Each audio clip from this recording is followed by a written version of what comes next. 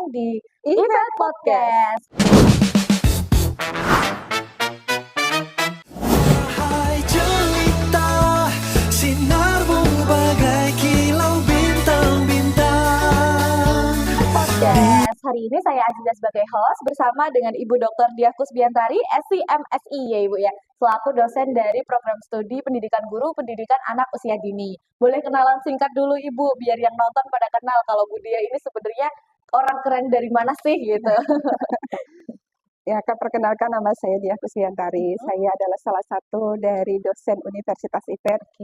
Ya, selama ini mengajar di PG PAUD Universitas IPET dan juga di manajemen pendidikan. Oh gitu, jadi dosen S2 juga ya Iya. Ibu ya. Oke, keren banget. Selain itu juga saya adalah asesor BAN PNF untuk PAUD. Nah. Wow, keren banget. Banyak sekali ternyata karirnya ya. Nggak satu tapi tiga guys. Tiga. Ibu, untuk materi pembukaan nih, kita kan mau ngomongin tentang anak usia dini ya. Mungkin kita masuk ke pertanyaan pertama langsung bisa ya? Boleh ya. Oke, ini karena anak usia dini kan pasti ada teori-teorinya ya Ibu. Nah, kita ngomongin tentang psikologi perkembangan anak. Ya, menurut perspektif psikologi perkembangan anak, seberapa besar sih Bu sebenarnya pengaruh dunia digital terhadap perkembangan anak usia dini saat ini? Karena kan kita ada di era digital, semuanya pakai gadget, dan banyak juga anak kecil yang pakai gadget ya Bu. Iya. Nah, menurut perspektif dari perkembangan anak usia dini itu gimana sih Bu?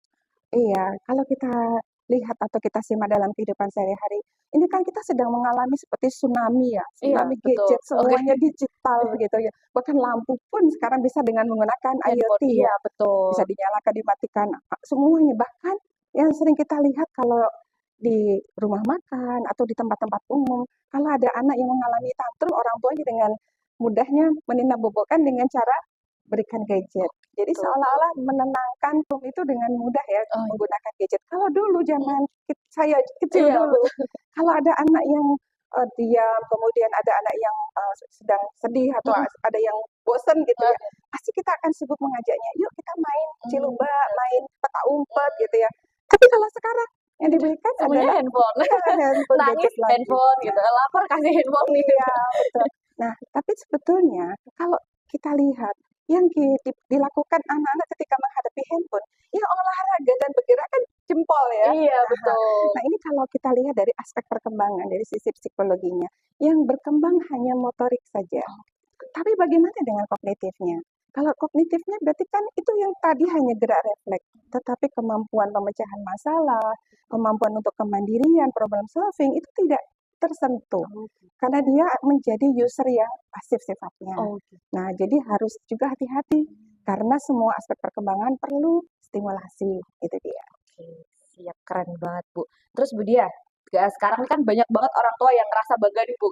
Anakku umur 2 tahun nih udah bisa scroll-scroll handphone sendiri, udah bisa buka YouTube sendiri, udah bisa, oh ini TikTok nih, oh ini Instagram gitu-gitu Bu. Nah, kayak gitu menurut dari perspektif psikologi anak itu tanda kecerdasan atau justru malah jadi sinyal waspada gitu Bu? Iya itu dia. Ini sebetulnya merupakan satu sinyal yang perlu kita perhatikan. Karena anak hanya harus memegang gadget. Kita kembali lagi kepada peraturan yang ada di UNESCO ya. Jadi untuk anak usia 0 sampai 2 tahun itu tidak boleh pegang handphone sama sekali.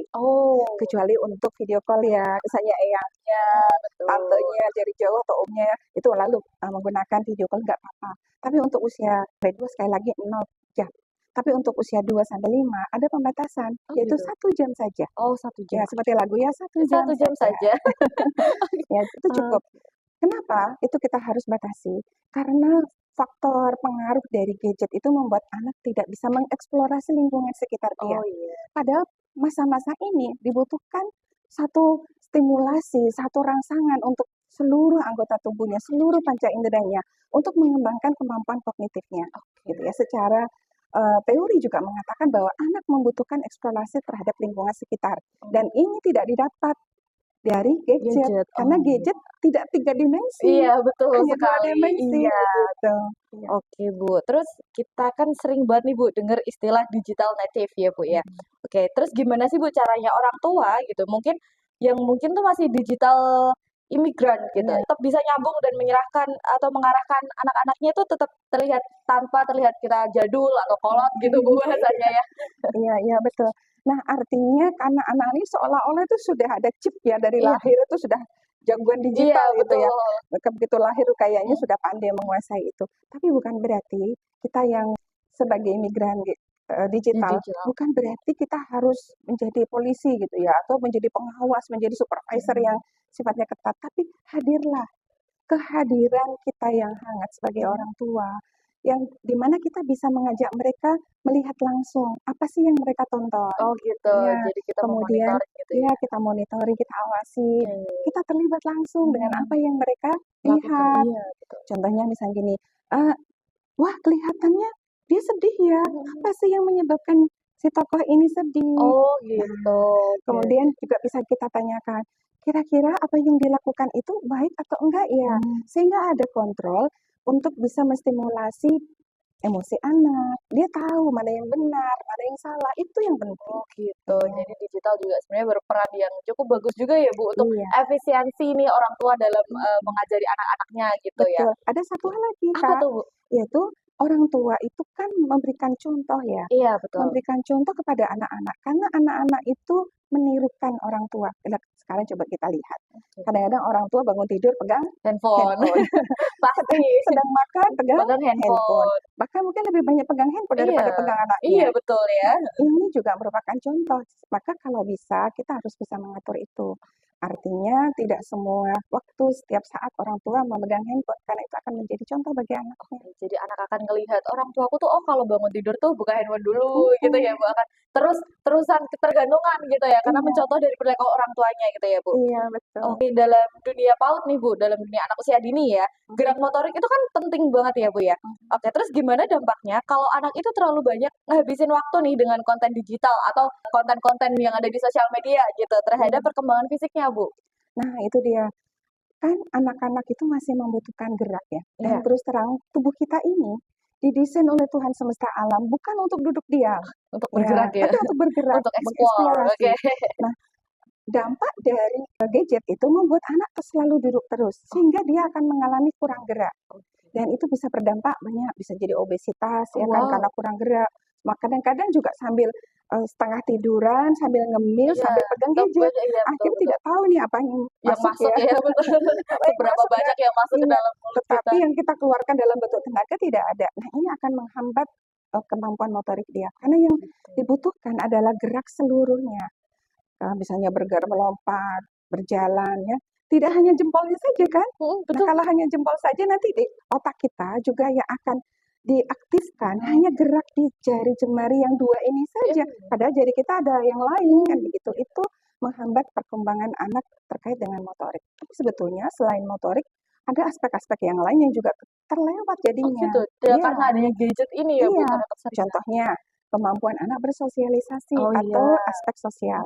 Kan anak-anak juga membutuhkan teman Betul betul. dalam dunia nyata supaya bisa berbicara, Iya betul. kemudian berempati.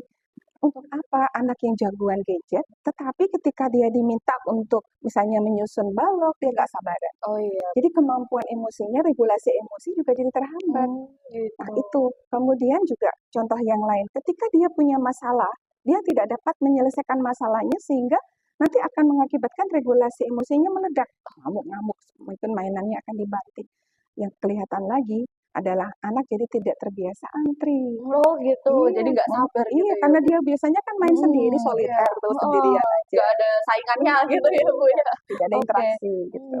Dan perkembangan fisik itu nantinya akan bisa menyebabkan anak tuh jadi clumsy gitu nggak sih Bu? Iya, Oh bisa iya bisa juga. ya. Iya, karena ya kalau anaknya tidak banyak bergerak, itu dia akan cepat lelah. Oh Ya, gitu. karena tidak terbiasa menggerakkan otot-ototnya, otot-otot akan menjadi Jadi lemah. kaget gitu ya Bu. Ada satu pepatah, Apa tuh? use it or lose it. Oke, paham. Jadi Kalau ototnya tidak dipakai, ya dia udah ya lepas gitu. hilang dia. Hilang ya, Iya, betul ya. betul. Jadi harus Oh gitu. dilatih. Oke Bu. Terus sekarang nih Bu, kan banyak banget orang tua yang menjadikan gadget ini sebagai sosok apa ya, babysitter gitu ya Bu ya.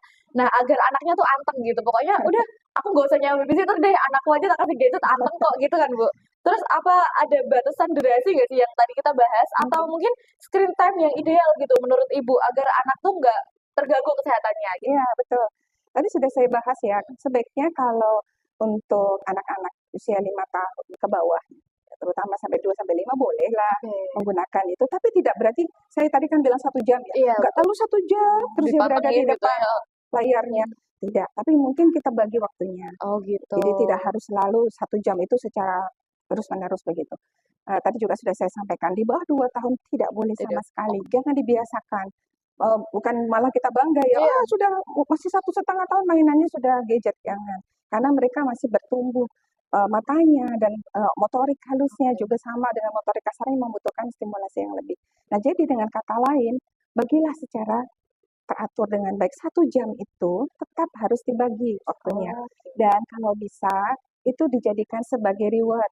oh gitu. Ya, Oke. sebagai penguat perilaku-perilaku. Kalau dia mengalami satu adiksi, Mm-mm. ya, jadi ketagihan gitu ya, Oke. mau lanjut lagi belum Kecanduan ya. selesai Oh gitu. iya.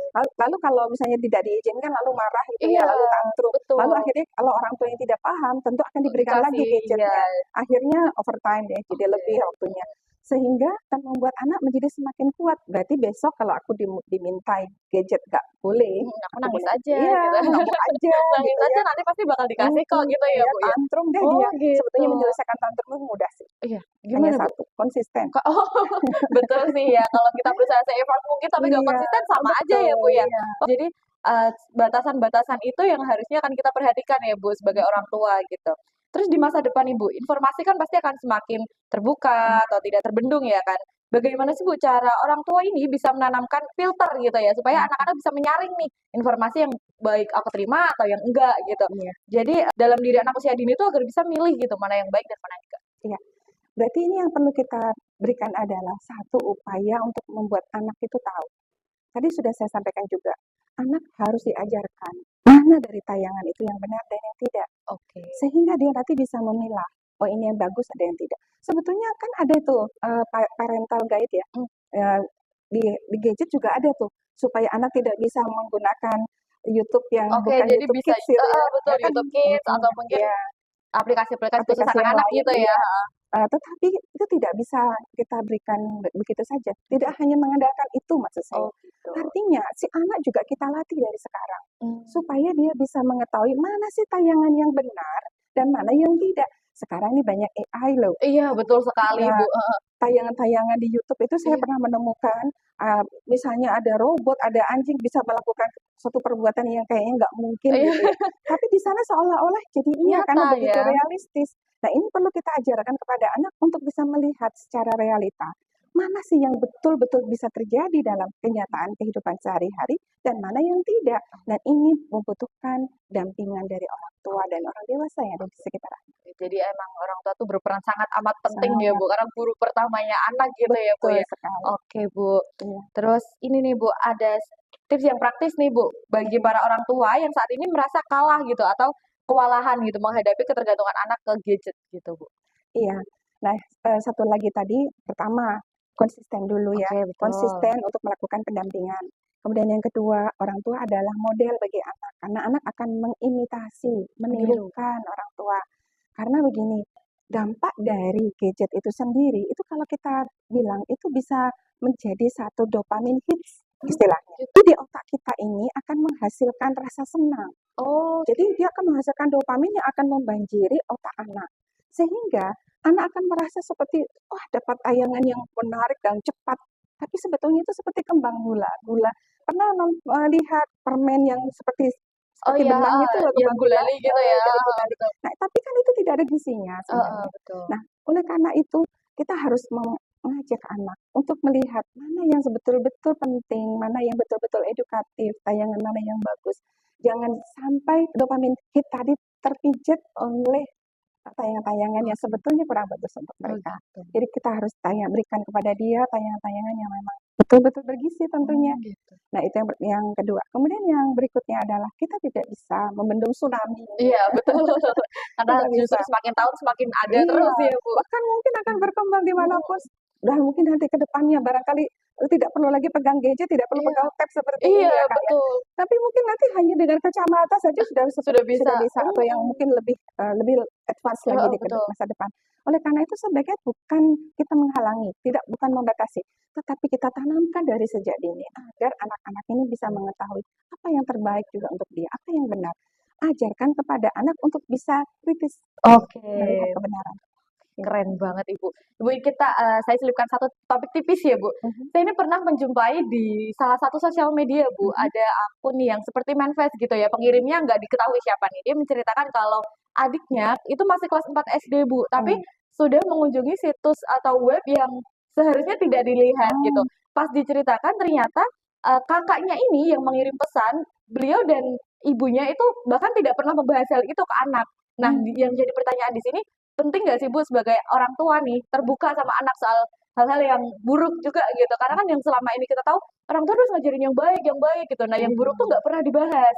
Ya di mmm, sini kan pasti akan banyak orang yang mikir jadi anaknya nih nggak tahu nih, jadi yang aku tonton tuh salah atau benar gitu iya, Bu. Jadi penting nggak sih buat orang tua tuh terbuka gitu sama anaknya banget soal hal-hal yang memang anak tuh harus tahu gitu. iya. Bagus sekali pertanyaan ini, Iya, ini akan membuat kita semakin lebih terbuka. Tadi sudah, kita bahas juga iya, bahwa anak kita, perlu kita ajarkan mana yang baik dan mana yang buruk. Artinya kan kita harus memberitahu ini yang baik loh, iya ini yang betul, buruk loh, iya, gitu ya. Apalagi barangkali yang film-film blue misalnya iya gitu, dia betul, membeli tayangan-tayangan blue. Itu juga perlu kita sampaikan. Bagian tubuh yang mungkin, termasuk sensitif ya, privacy betul. itu juga harus kita ajarkan. Supaya apa? Anak itu tahu dan bisa menjaga diri. Karena begini, untuk melatih anak, menjaga anak dari kekerasan seksual, salah satu di antaranya itu. Oh gitu, Ya, dengan edukasi ya Bu, ya dengan sejak dini. edukasi, dengan menjelaskan kepada anak mana yang baik, mana yang buruk. Makanya pendampingan tadi perlu dilakukan.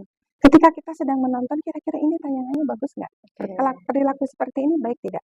Tapi ketika dia menonton film yang belum saatnya dia lihat, maka perlu kita jelaskan. Mungkin anak yang kecil duduk berdekatan katanya Oh, pacaran gitu iya, ya. Nah, anak kan belum tahu konsep pacar pacaran itu apa. Nah, seperti itu juga perlu kita sampaikan bahwa agar dia tidak dalam dan nggak melihat kebablasan gitu tidak ya Bu? kebablasan Oke. juga. Dia tahu mana yang benar dan mana yang tidak, apa yang boleh dan yang tidak boleh. Gitu. Nah, Jadi itu yang juga penting. oke, jadi sebagai orang tua kita tuh nggak boleh gengsi, nggak boleh malu untuk, "Ah, jangan ah, masih kecil diajak ngomong kayak gini," gitu, nggak boleh ya Bu, justru kita harus kasih edukasi Ya, sedini mungkin gitu ya? itu yang dinamakan sex education untuk Iya, anak-anak. betul. Penting itu. Oke, Ya. dan untungnya sekarang tuh di sosial media banyak Bu orang tua yang udah mengajarkan anaknya kalau, "Oh ini tuh bagian privasiku loh, ini nggak boleh Mm-mm. dilihat loh," gitu. Ya, Syukurnya ya Bu ya, karena ya, sepertinya dari zaman-zaman sebelum-sebelumnya itu masih banyak yang kurang edukatif gitu mengenai iya. hal ini. Akhirnya akan banyak anak-anak usia yang sebelumnya nggak boleh nonton, jadi akhirnya mau nggak Mm-mm. mau dia nonton karena dia nggak tahu kalau hal itu ternyata hal yang nggak boleh dilakukan gitu Betul ya Bu. sekali. Oke. Tapi kalau dia sudah diberi bekal, dia akan tahu. Karena begini, awal dari kecanduan nonton film-film porno itu Mhm. semuanya diawali dari rasa malu dulu. Oke. Ih, kok seperti itu ya? Tapi Betul. ketika itu rasa ingin tahu semakin Tinggi besar, ya. dia akan lihat lagi, dopaminnya akan muncul, dan yang lebih parah ketika dopamin membanjiri bagian depan ini yang namanya prefrontal cortex, dia yang bertanggung jawab terhadap tanggung jawab, Mmm, kemudian pengambilan keputusan. Jika itu menjadi mengerut gara-gara dopamin, iya. maka kelak dia tidak akan bisa lagi membedakan mana yang benar dan yang salah. Oh gitu, yang akhirnya jadinya Iya, kebablasan ya Bu, iya anak sampai betul. kemana-mana Nah gitu ya? makanya dari awal tadi satu, ajarkan kepada anak untuk tahu mana yang boleh dan yang tidak boleh. Mana yang seharusnya dan yang tidak, kemudian yang benar dan yang salah. Tentu saja konsisten. Iya betul, Iya, pasti konsisten dulu ya Bu, supaya tetap teratur gitu ya, terjaga betul, dalam membimbing anak ya Bu ya? betul. Oke Bu, terus nih terakhir Bu Diah ya, Ya, tentang pengembangan karir mahasiswa PG PAUD di Universitas IFET Bu, boleh diceritain ya Bu? oke, bagus sekali pertanyaannya. Untuk mahasiswa IFET terutama yang dari PG PAUD ya, kalian semua ini di Universitas IFET, terutama di PG PAUD, mendapatkan banyak ilmu tentang kepautan. Jangan cuma berpikir, wah jadi guru PAUD, itu hanya pekerjaannya tepuk-tepuk dan nyanyi. Jadi orang selama ini masih banyak yang tahu, "Oh PAUD tuh ngapain sih? Oh nyanyi-nyanyi doang, Tidak, tepuk-tepuk," gitu iya, ya? justru peluang menjadi ahli itu banyak. Contohnya, satu, bisa bergerak di bidang entertainment. Oh gitu. Dengan ilmu yang dimiliki oleh mahasiswa PAUD, ilmu kepautannya, harapannya nanti dia bisa membuat program-program media-media yang bisa bermanfaat ya. Karena terus terang, untuk mencari tayangan-tayangan yang bermanfaat itu masih sangat sedikit. Oh Dengan gitu. ilmu yang dimiliki mahasiswa PAUD, ayo buat deh. Oke, jadi ilmu Ya, itu akan bertambah iya, gitu ya, Bu, ya? entertainment. Oke. Yang kedua, sesuai dengan apa yang menjadi visi misi di Universitas IFET, Mhm. yaitu menjadi technopreneur. Oke, technopreneur Nah, ya, Bu? menjadi technopreneur artinya terbuka untuk mahasiswa PAUD untuk bisa membuka satu lapangan kerja. Oh gitu, Malah oke. dia bisa membuka startup misalnya, ya, di bidang pendidikan namanya edtech, Oh gitu, edutech juga, oh iya, gitu ya, bisa juga dikatakan edtech atau edutech. Artinya dia bisa membuat platform hmm. untuk parenting misalnya dengan ilmu yang dimiliki oleh mahasiswa kita yang ada di PG PAUD. Jadi itu akan membantu masyarakat umum akhirnya mengakses nih Bu, Iya, kayak oh parenting tuh betul. bisa kunjungi secara online gitu Iya, ya. karena bisa saja anak-anak PAUD punya 1.000 follower ke Iya, depannya. betul sekali. Tetapi kalau dia menjadi seorang yang kecanduan dan tidak bisa tahu mana yang benar dan yang salah, tidak ada platform yang mengajarkan orang tua untuk mengetahui mana yang harus dilakukan dan apa yang harus dilakukan, itu juga akan repot bagi mereka. Makanya peluang besar sekali. Peluang besar. Berikutnya masih ada, Apa tuh Bu? menjadi ahli di kurikulum Oh yang wow. berkaitan dengan teknologi tentunya. Kita bisa membuat media Oh. berbasis teknologi tentunya. Oh gitu, jadi tetap Iya. ngikutin perkembangan zaman terus Iya, ya Bu? betul. Oke. Nah ini penting sekali karena kalau bukan mahasiswa dari PG PAUD, nggak bisa dong Iya bikin betul kurikulum yang sih, sesuai. karena kan beda-beda ya Bu yang kita Mhm. pelajarin ya. Iya, makanya penting sekali untuk mengetahui bahwa kitalah yang harus membuka peluang itu. Ada lagi satu lagi, Apa itu Bu?